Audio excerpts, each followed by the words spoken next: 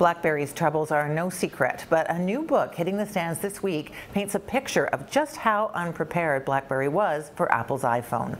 Losing the Signal by Globe and Mail reporters Jackie McNish and Sean Silkoff shows how the Canadian tech darling initially dismissed the new smartphone. The book quotes co-CEO Mike Lazaridis saying to himself, "How did they do that? It's going to collapse the network," when he learned that Singular Wireless, now AT&T, had signed an exclusive contract to provide cellular service to the iPhone. The response of fellow CEO Jim Balsillie, "It's okay, we'll be fine." Another top executive said the phone wasn't secure, had rapid battery drain, and a lousy keyboard. But the iPhone went on to cement its place in consumers' pockets. The digital divide is here. To weigh in on this, Daniel Debow is Senior Vice President of Emerging Technologies at Salesforce. And in Vancouver, Leonard Brody is a tech entrepreneur and venture capitalist. So Daniel, let's start with you. When you hear these comments just sort of dismissing the threat of the iPhone, what do you think was going on in their heads? Well, I think the first thing to remember is BlackBerry was doing great. Their revenue was growing 100% year on year. They were making tons of cash, and they had lots of very happy customers at the time. And so whenever these things happen, and in technology, companies always get taken down, including Apple itself. It was almost bankrupt and had to be saved by Microsoft. It's a very volatile industry in general, and I think in technology in particular, people get really focused when things are going well on what their customers want them to do. It's known as Clay Christensen wrote about this in The Innovator's Dilemma.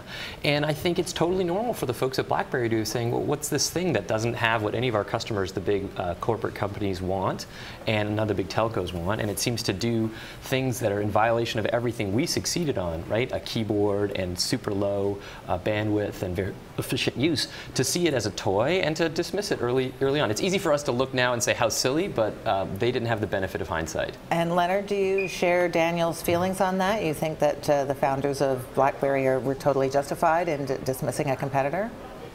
No, I don't think anyone's justified in dismissing a competitor, and I don't think this has anything to do with BlackBerry or Canada. This is a corporate arrogance that is somewhat instilled in a lot of companies in the technology space. And in the end, I think what caught BlackBerry off guard was it was a dual-sided problem. It was the old Henry Ford problem, which is ask people what they want, ask my customers what they want, they'll tell me they want faster horses. And I think what unfortunately happened for BlackBerry is they were doing well, and it seemed like they could see into the foreseeable future as to what their customers wanted. But in fact, they were lacking in a bit of that vision as to where Apple had where the market was going to go, and they sat back a little bit too quickly. I think that was unfortunately the problem. Yeah, and just to be clear, like, I'm not justifying what happened. They should have been able to react, or they could have tried, and they did.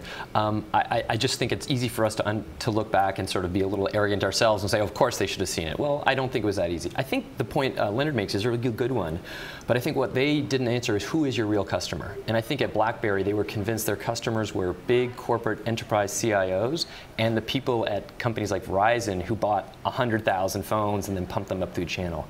And the folks at Apple were really focused, Steve Jobs, on what the end consumer wanted. And for a long time, it didn't really matter what the end consumer wanted. Then we ended up seeing the consumer could drive what the corporations were going to do. Right, But, bring a device to work. I want to pick up on what you said, Leonard, that this isn't really a Canadian problem, because you've got to admit the story of BlackBerry is eerily similar to that of Nortel, you know, a company that was world-class, was, you know, incredibly successful, and then had this, you know, ignominious humbling.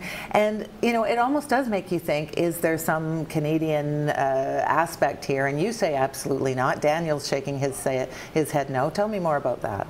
Well, I do think the Canadian government for years, up until recently, was a bit of a perpetrator around this problem, because they set this agenda both in the business communities and lobbying communities that Canada needed more billion-dollar companies, which I think is a fallacy. And we keep hearing that today around unicorns and the Shopify IPO and the pending Hootsuite IPO. The reality is this country has never done well with large billion-dollar companies. 90% of Canadians are employed by companies under 40 people.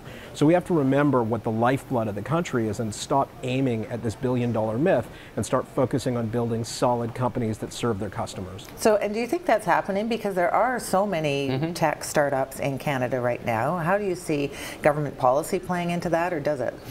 Well, it's a longer answer. I think just to go back to the point about the question you asked, I mean, I think it looks like we look at Nortel, we look at BlackBerry, we say, oh my, that must be us. But what about Atari? This was a billion-dollar juggernaut. What about DEC? The Silicon Valley world is littered with companies that were exactly that, 10 billion, 20 billion, 100 billion. They were the dominant companies, HP, and technology is volatile. I think the point that from government policy is the idea that we have to have one champion and we're going to go behind them and support them, and that's the secret, and if they fall, our country falls. I think that's a myth.